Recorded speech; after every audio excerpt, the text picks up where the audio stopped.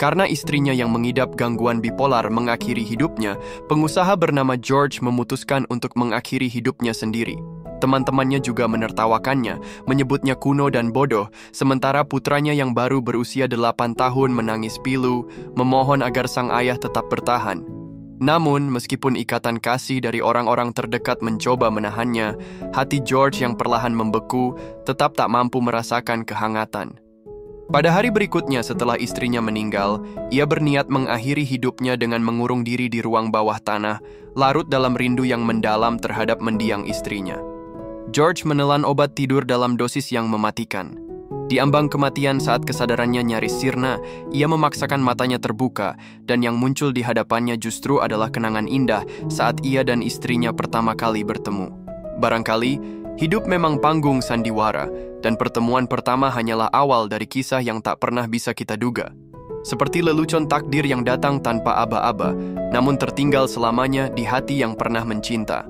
Saat menghadiri sebuah acara amal, George menyadari bahwa para dermawan dan tokoh terhormat yang hadir hanyalah orang-orang munafik yang memanfaatkan kedok kebaikan untuk meraih keuntungan pribadi. Dunia sosial yang penuh kepalsuan itu membuatnya lelah dan jenuh, hingga ia mencoba menjauh dari keramaian dan mencari sudut sunyi untuk menenangkan hatinya yang terus bergejolak. Di saat itulah, seolah-olah takdir merasakan kerinduan akan kebaikan dalam dirinya. Ia bertemu dengan seorang gadis muda yang cantik bagaikan malaikat tak bersayap. Dalam pertemuan singkat yang tak disengaja itu, kekosongan di dalam hatinya seolah terisi sedikit demi sedikit. Ia pun memberanikan diri menyapa gadis itu, namun gadis tersebut hanya merespons dengan ocehan kacau, penuh dongeng dan cerita aneh yang sulit dimengerti, seakan-akan ia tinggal di dunia lain, dunia mimpi dan fantasi yang tak tersentuh oleh logika. Les toilettes sont toujours les mieux habillées, c'est vrai. Candaan jenaka gadis itu dipadu dengan senyuman menawan yang memancarkan kepercayaan diri seketika menggugah hati terdalam George. Sebuah getaran halus namun kuat menyentuh jiwanya, dan entah bagaimana, ia pun terseret masuk ke dalam dunia abu-abu yang diciptakan sang gadis. Dengan polos, ia mengaku sebagai seorang ksatria dari negeri jauh datang dengan satu misi, mencari sang putri reinkarnasi yang telah lama menghilang. Kisah karangan spontan dari pria itu justru memicu rasa ingin tahu Camille, nama gadis itu yang belum pernah merasakan pertemuan sedalam ini sebelumnya. Untuk pertama kalinya, ia merasa menemukan seseorang yang sepikiran dan sejiwa. Seketika, jiwa mereka saling terhubung, seakan-akan benang merah tak kasat mata terjalin erat di antara keduanya, mengikat dua hati yang tengah berdetak kencang dalam satu irama. Dan nyaris bersamaan, mereka melemparkan gelas minuman dari tangan, lalu dengan lembut menempatkan tangan pada pinggang satu sama lain.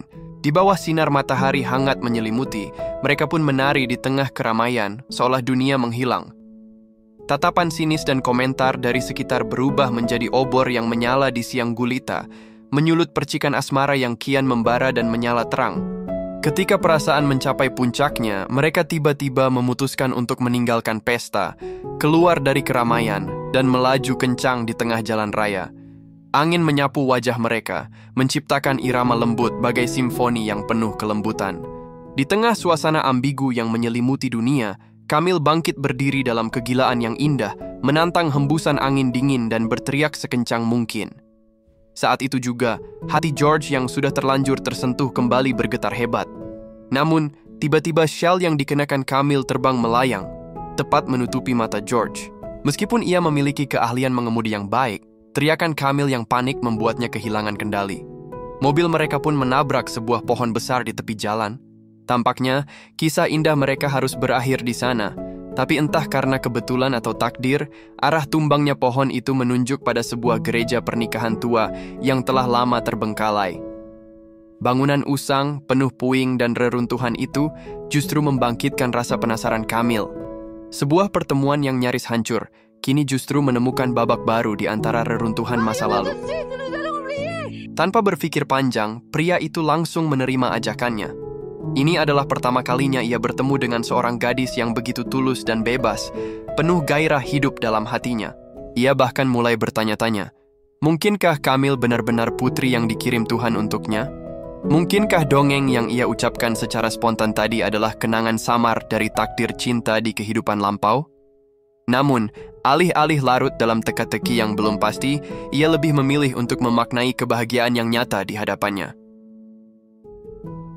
Dengan penuh kesungguhan, ia mengucap doa dalam hati, lalu menyalakan lilin-lilin di sekeliling ruangan, menyulut cahaya kecil laksana bintang sebagai simbol harapan dan keyakinan akan masa depan mereka. Wajah lembut sang calon istri bersinar dalam temaram cahaya.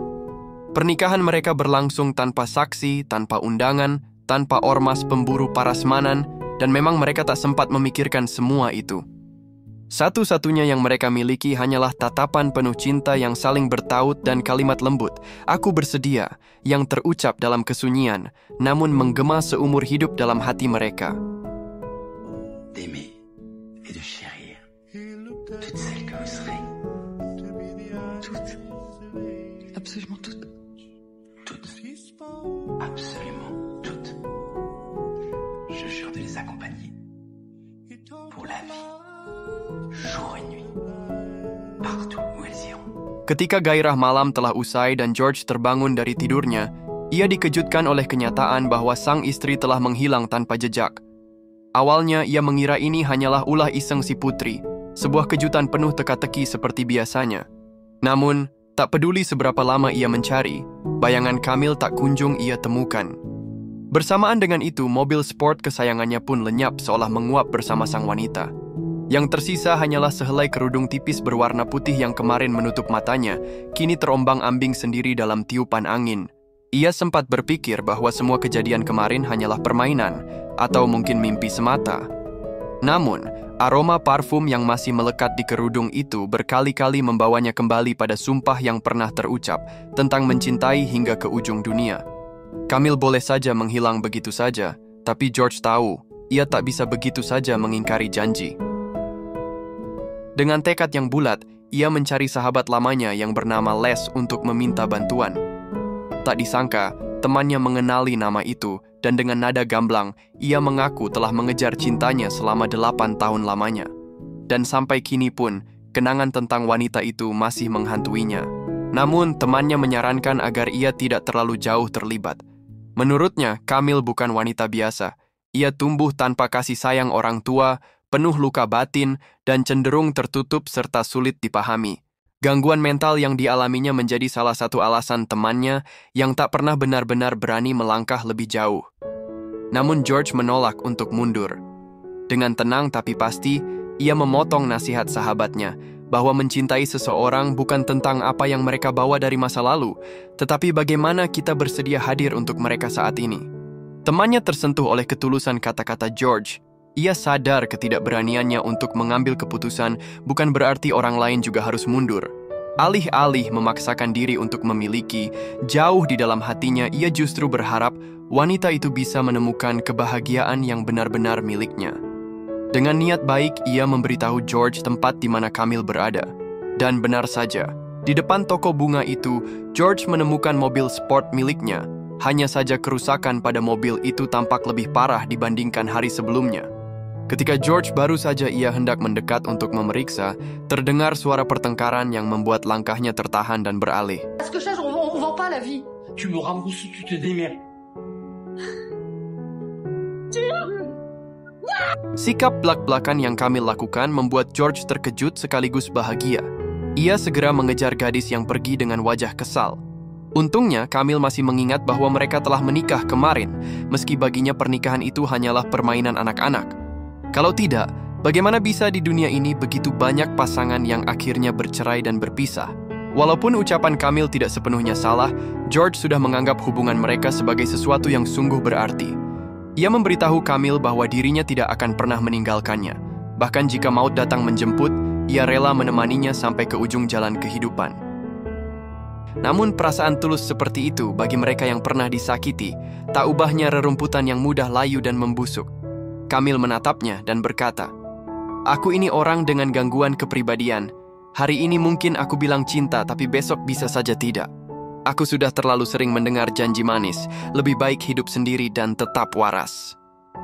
Tapi ketika kata-kata itu meluncur, sorot matanya tampak meredup, seolah-olah hatinya berkata lain. Menyadari itu, George segera menggenggam harapan terakhirnya. Ia menatap mata Kamil dan bersumpah dengan sepenuh hati bahwa seumur hidup ia akan selalu ada di sisinya, tanpa pernah beranjak, tanpa pernah menyerah. Vous savez quoi? Je n'étais jamais tombé amoureux avant de vous rencontrer. Vous pouvez pas me priver d'une expérience si délicieuse. Vous êtes la femme de ma vie. Kata-kata cinta yang diucapkan George bagaikan duri tajam yang menembus langsung ke relung jiwanya. Dalam cinta, meskipun seseorang telah berkali-kali terluka dan belajar menyembunyikan perasaannya, tetap saja ada harapan yang diam-diam tumbuh keinginan untuk menemukan jalan berbunga menuju kebahagiaan. Mungkin, ketika seseorang benar-benar percaya pada harapan, takdir pun akan luluh dan perlahan memihak. Dalam hangatnya cinta yang tumbuh tulus, mereka akhirnya menyambut anugerah baru, buah hati yang menjadi lambang kasih mereka. George pun benar-benar menjelma menjadi sang ksatria, bahkan tak meninggalkan sang wanita sedetik pun saat proses persalinan. Itulah janji yang dulu pernah ia ucapkan, dan kini ia buktikan, bahwa cinta sejati tak hanya diucapkan, tapi dijalani sepenuh hati. Hari-hari pun berlalu begitu cepat, dan kebahagiaan ikut mengalir seiring waktu. Putra mereka tumbuh sehat dalam limpahan kasih sayang orang tuanya. Dan Kamil, meski telah menikah dan melewati segala rutinitas rumah tangga, tak kehilangan jiwa kekanakannya yang polos dan penuh imajinasi. Mereka memelihara seekor burung Afrika, anggota keempat keluarga kecil itu. Burung itu bukan hanya indah dan unik, tapi juga menjadi simbol cinta mereka yang tak tunduk pada aturan dunia. Meski sesekali Kamil masih mengalami kekambuhan penyakitnya, semua itu hanya menjadi catatan kecil dalam kisah panjang hidup mereka yang bahagia. Namun takdir seakan senang menguji yang paling rapuh. Di hari peringatan pernikahan mereka yang ke-7, mereka tak disambut oleh 7 tahun gatal seperti mitos yang beredar, melainkan oleh kenyataan pahit yang datang semakin menggila. Seiring bertambahnya usia, emosi Kamil semakin sulit dikendalikan. Mungkin di satu detik ia masih bisa tertawa bersama keluarga, tapi di detik berikutnya ia telah tenggelam dalam duka yang datang tanpa peringatan. Walaupun terlihat cuek ketika penyakit menyerangnya, jiwanya yang sensitif dan rapuh terasa terus digerus oleh rasa sakit yang tak kasat mata. Ia sering berkata, "Tak apa-apa," dengan nada ringan, menahan segala luka dalam diamnya. Ada hal-hal yang lebih baik ia telan sendiri daripada membaginya dengan orang-orang yang ia sayangi. Tapi semua kepedihan yang ia sembunyikan itu justru terlihat jelas oleh orang yang paling mencintainya. George seperti biasa tetap diam di belakangnya, menjadi penopang hidupnya yang tak terlihat. Setia mendukung istrinya meski itu membuatnya ikut berdarah dalam diam. Namun, kekuatan batin manusia ada batasnya. Setelah hari itu, Kamil seolah berubah. Ia tak mau keluar rumah, mengurung diri berhari-hari, dan setiap kali George hendak berangkat kerja, Kamil akan menunjukkan kesedihan yang dalam, seolah akan kehilangan segalanya. Kesialan pun terus datang bertubi-tubi. Karena mereka memelihara burung yang dianggap aneh, anaknya jadi korban perundungan di sekolah. Kamil yang tak tahan melihat sang anak menderita, ia mengambil keputusan drastis, yaitu mengeluarkan anaknya dari sekolah. Di mata anaknya, ibunya adalah tempat paling hangat di dunia, namun di mata para gurunya, ia adalah orang tua yang tak bertanggung jawab. George sebenarnya tidak sepenuhnya memahami keputusan itu, tapi karena yang mengambil keputusan adalah istrinya, maka tak peduli betapa aneh atau beratnya, ia akan selalu berdiri di belakangnya, memberi dukungan sepenuhnya seperti janji yang pernah ia bisikan di altar pernikahan mereka. Setelah semalaman berguling gelisah tanpa bisa memejamkan mata, George akhirnya membuat keputusan yang sungguh mengejutkan. Ia menjual pabrik mobil miliknya, satu-satunya sumber penghidupan yang selama ini menjadi sandaran hidup mereka. Begitupun tak terasa, bertahun-tahun bersamanya sepenuhnya telah mengubah hidupnya. Dari seorang pengusaha muda yang penuh semangat dan masa depan cerah, sekarang George perlahan-lahan menjadi pria yang dipandang sebelah mata, bahkan dijadikan bahan olok-olok oleh para pesaingnya. Orang-orang menertawakannya karena dianggap tak mampu menjaga harta warisan. Namun dalam hatinya, George justru menertawakan mereka karena mereka tak pernah mengerti apa itu cinta sejati. Sejak hari itu, George memutuskan untuk meninggalkan dunia kerja, sepenuhnya mengabdikan diri pada keluarganya, dan kehidupan mereka bertiga pun akhirnya mencapai puncak kebahagiaan. Sekarang Kamil tak lagi terlihat gelisah seperti dulu. Senyum hangat mulai sering mengisi wajahnya, seolah luka-luka lama perlahan sembuh di pelukan cinta.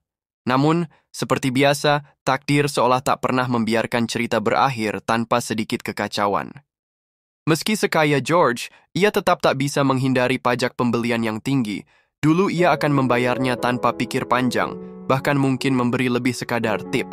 Tapi kini, sang burung ponik yang jatuh tak mampu mengabaikan potongan pajak ratusan dolar yang terasa seperti amputasi finansial baginya.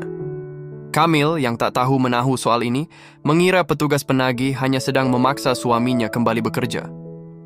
Bagi Camille, itu seperti ancaman terhadap kebahagiaan yang telah mereka perjuangkan dengan susah payah. Dalam kekalutannya, ia meluapkan semua kemarahannya pada sang petugas, bahkan sampai kehilangan kendali dan melayangkan pukulan. George berusaha sekuat tenaga menenangkan emosi Camille, namun di dalam hatinya, bagian paling rapuh dari dirinya mulai tak bisa lagi disembunyikan. Ia mulai goyah, bukan karena menyesal, tetapi karena menyadari bahwa cinta sebesar apapun tidak selalu cukup untuk melindungi orang yang kita cintai dari kerasnya dunia. Sejak hari itu, kondisi mental Camille seolah berada di ambang kehancuran. Camille mulai bertindak sesuka hati, bahkan saat berada di acara resmi. Di tengah pesta, ia tak lagi peduli dengan penampilannya dan tanpa ragu melontarkan hinaan kepada para tamu undangan. Meskipun perilakunya terkesan keterlaluan, George tidak pernah menyalahkannya. Dibandingkan dengan para sahabat karib yang hanya hadir saat senang, sang istri tetap menjadi orang yang paling ia pedulikan. Untuk sedikit meringankan beban perasaannya, George melakukan berbagai cara. Ia dan putranya menghias rumah dengan warna-warni cerah, hanya demi menciptakan suasana baru yang mungkin bisa membuat Camille merasa lebih baik. Melihat semua upaya suaminya, Camille dipenuhi rasa bersalah. Namun, ia sudah kehilangan kendali atas emosinya. Ia hanya bisa mencari alasan agar diberi ruang untuk menyendiri. Putranya sempat bertanya pada George, apakah ibunya sakit? Namun, sang ayah dengan yakin menjawab tidak. Ibumu bagiku seperti pohon. Kita sebagai keluarganya harus menjadi tukang kebun yang merawatnya dengan sabar. Itu adalah janjiku, dan suatu saat nanti, itu juga akan menjadi tanggung jawabmu. Kata-katanya yang tulus membuat anaknya merasakan dalamnya cinta sang ayah kepada ibunya. Namun, sebelum percakapan itu selesai, suara sirene kebakaran yang menggema di seluruh lingkungan memecah keheningan. Rumah kecil yang mereka cintai ternyata dilalap api. Untungnya, Camille selamat dan tidak terluka, tapi penyebab kebakaran itu benar-benar tak terduga dan nyaris menggelikan. Sans ces stupides draps en nuire avec du feu. Enfin, si je puis dire, quoi. C'est tout? C'est sûrement à cause de l'odeur de peinture. Ça fait tourner la tête. Perilaku tak terkendali istrinya jelas mengancam ketertiban masyarakat. Jika bukan karena tetangga yang cepat tanggap, semuanya bisa berakhir dengan tragis.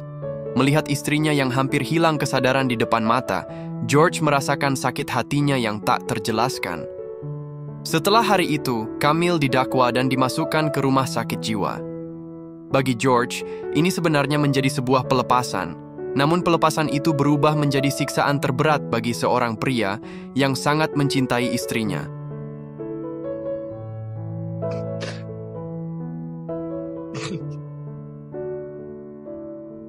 Namun hal mengerikan masih terus terjadi. Saat pria itu membawa putranya mengunjungi istrinya di rumah sakit jiwa, sang istri yang dulu sangat ceria kini terdiam bagai daging yang tak berdaya, duduk tak bergerak di kursi. Keheningan itu seolah mencekik tenggorokannya. Beruntung, itu hanyalah lelucon yang dibuat istrinya untuk mereka. Kondisi mentalnya tampak semakin membaik. Ia tidak hanya memeluk putranya dan memperhatikan kesehatannya, tetapi juga bercerita banyak hal menarik tentang rumah sakit itu. Sebenarnya kabar kematiannya hanyalah kebohongan. Penyiksaan yang tak terucapkan justru sangat menyakitkan. Di sana ia mengalami penderitaan yang tak manusiawi. Ia harus menelan semua penderitaan itu sendirian. Tak ada dokter yang memperlakukannya seperti manusia, bahkan untuk yang paling dasar, yaitu untuk mengakhiri hidup pun sangat sulit. Dalam lingkungan penuh penekanan seperti itu, bahkan orang normal pun bisa menjadi gila. Putranya pun melihat bahwa yang disebut pengobatan itu sebenarnya hanyalah bentuk lain dari penahanan. Melihat semua itu, bagaimana mungkin George tidak merasakan sakit istrinya? Ia segera memeluk sang wanita di tempat tidur, terus-menerus berbisik kata maaf di telinganya. Setelah sekian lama, wanita itu dengan tangan penuh luka membalas pelukannya dan kembali memeluk pria yang dicintainya. Camille tidak berharap George membawanya pergi, mungkin hanya ingin mengukir ingatan tentang sosok yang dicintainya sebelum hidupnya benar-benar hilang. Pada saat itu, George akhirnya memahami isi hatinya sendiri. Ia memiliki alasan yang tak bisa diabaikan untuk tidak membiarkan istrinya pergi.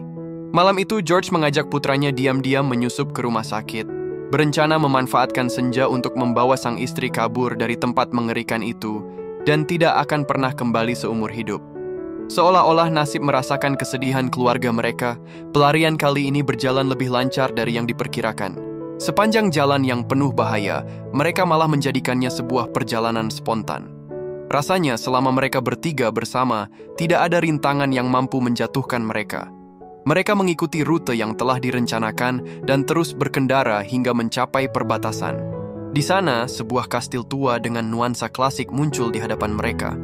Gaya dekorasinya yang kuno sangat mirip dengan negeri abu-abu yang pernah digambarkan oleh sang istri tentang dunia kelamnya setelah keluar dari penjara jiwa. George pun telah menghabiskan 7 tahun penuh untuk menyiapkan tempat ini sebagai hadiah yang nantinya akan menjadi rumah hangat dan bahagia bagi keluarga kecil mereka. Bahkan, burung Afrika dan teman lama yang diam-diam mencintai Camille juga ikut datang ke sana.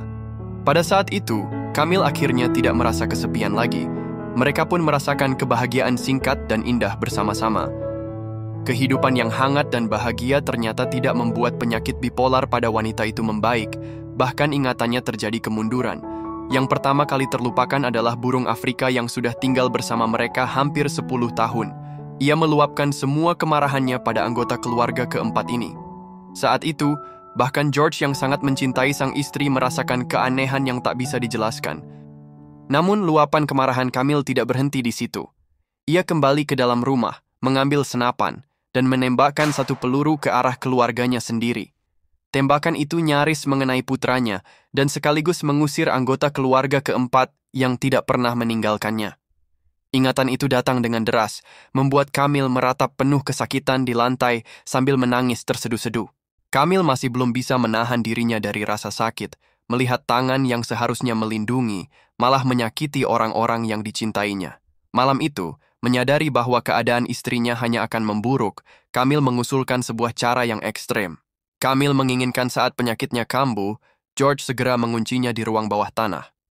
Mungkin dengan dinginnya penahanan itu, ia bisa mengosongkan pikirannya dan mulai menghargai hidup kembali. Walaupun hati George sangat berat, tapi demi melindungi putranya dari kekerasan sang istri, ia pun harus mengambil keputusan sulit itu. Di dalam hatinya, ia hanya bisa berdoa agar hari itu hari yang pasti akan datang bisa tertunda lebih lama. Sayangnya, kondisi mental sang istri sudah mencapai titik kritis. Ia sering tiba-tiba menjadi sangat kuat tanpa alasan yang jelas. George menahan rasa sakit di hatinya dan mengurung sang istri di kamar gelap. Ia hanya bisa mendengar jeritan penuh penderitaan dari dalam sana, hatinya pun seperti terasa tertusuk duri, dan napasnya pun terasa dipenuhi oleh kesedihan. Barulah setelah istrinya berhenti berteriak dengan histeris, George dengan pilu melepaskannya keluar. Namun, kesadaran sesaat itu seperti menempa keteguhan jiwanya dalam hitungan menit seolah-olah berkelana melewati ribuan tahun kehidupan. Setelah hari itu, suasana hati Camille tampak jauh membaik. Ia bahkan mengundang banyak teman untuk datang ke pesta dansa. Ia dan George yang sangat dicintainya saling berpelukan penuh kasih dan menari di antara kerumunan banyak orang. Bahkan saat para tamu sudah lama pergi, mereka berdua masih enggan melepaskan pelukan satu sama lain. Kini, George tak lagi berharap sang istri bisa mengalahkan penyakitnya. Ia hanya ingin dia tetap hidup meski hanya seperti boneka kayu yang dikendalikan. Namun, semakin besar cinta George, semakin rapuh hati Camille. Malam itu, Camille pergi sendirian ke kamar putranya, mengucapkan banyak kata penghiburan, permintaan maaf atas masa lalu, dan harapan untuk masa depan. Ia berpesan agar putranya menjaga George dengan baik, dan mengatakan bahwa malam itu ia tidak akan mengganggunya lagi.